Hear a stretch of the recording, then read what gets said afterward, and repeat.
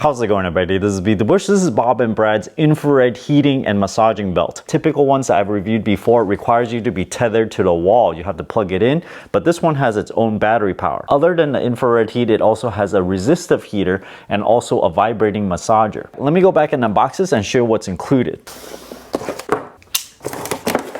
A quick start guide, 4 levels of heating, 4 levels of vibration, and 4 levels of light. 15-minute safety timer, and you need a 5-volt 2-amp adapter. That's not included. Here's a user manual, a USB-A to USB-C charge cable, and the belt heater itself. When you get yours, make sure it's sealed.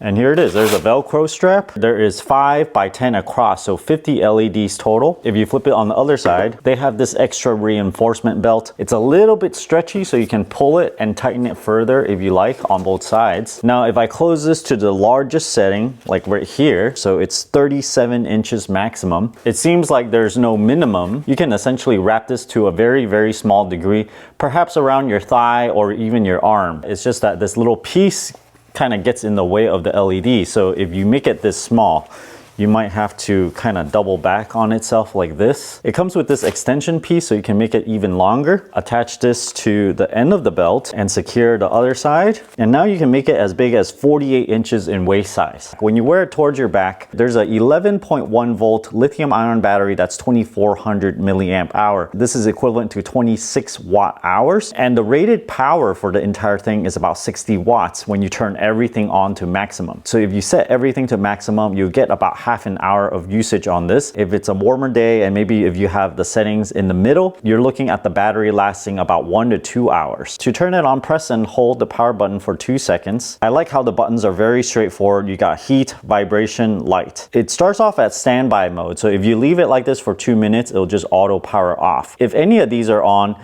then they'll remain on for 15 minutes before it powers off. If you wanted to use it for longer, just turn it on again. The first setting for the heat is 40C, 45, 50, 55C, and if you press that again, it goes off. So 4 heat settings. The vibration settings, level 1, 2, 3, 4, and also the light output, 1, 2, 3, 4.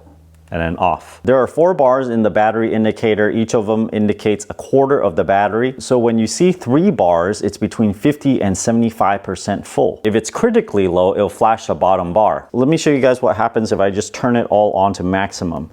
2, 3, 4. 1, 2, 3, 4. 1, 2, 3, 4. It's vibrating like crazy. The heat is different than the LED.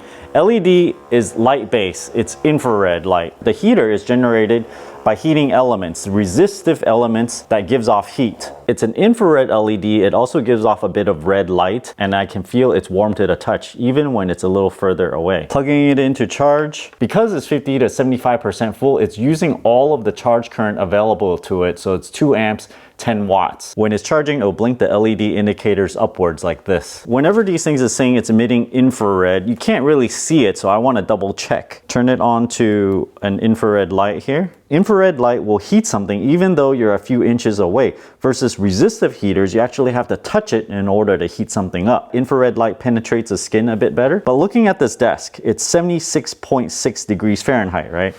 Let's shine some infrared heat on it. We can see it actually is heating up the desk, even when I'm putting the LEDs like 6 inches away or so. So if I take it away, look at it, it immediately gets cooler, 77.4. Remember to not stare into the LED lights in real life. They're super bright. Just put it onto your back. Wrap it around, and if you're looking down and wearing it, it'll look something like this. The buttons are very easy to operate. You can't actually see infrared light because it's an extra long wavelength. The LEDs just happens to also emit red light because it's very close in spectrum. The advantage of using infrared light rather than resistive heating element is that it penetrates the skin much more easily. This makes it so that it can heat up deep within your skin rather than heat it on the surface and let the heat penetrate. The vibration has different modes. The first setting just have both of the vibration knobs on, and then after a while it alternates left, right, and then after a while it kind of pulses both of them at the same time. Let me try setting 2. It's left, right only. Setting 3 is pulsing both of them on and off, on, off. Setting 4 is just completely on. Setting 1 is basically going through setting 2, 3, and 4 in a cycle. If you've never tried infrared heating devices before, it kind of feels like if you lay on hot cement on a summer day, the cement is emitting a lot of infrared heat. So when you lay down on it,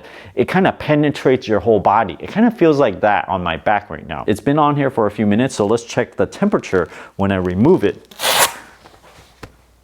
Right there, 110. And this is just on the surface. The bread and butter part of the infrared devices is that it heats deep inside your skin. My infrared camera actually can only show on the surface. All the new heating belts and massagers tend to use the battery power. It's more expensive, but it gives you more mobility. If you look on the back of this battery and control box, there are actually 2 zippers here. Let's see if I can open it up. You gotta pull on it the right way. And that reveals the inner control box. There's all these wires that's going towards the heating element and the LEDs. 2 thicker pairs of red and black. Another 2 pairs of red and black that are stuck together. And another pair that's just black. This is probably the temperature sensor. The front surface has all the LEDs. The 2 vibration modules is right here. They're spaced around 6 inches apart. Let me turn on just the resistive heating element to the maximum.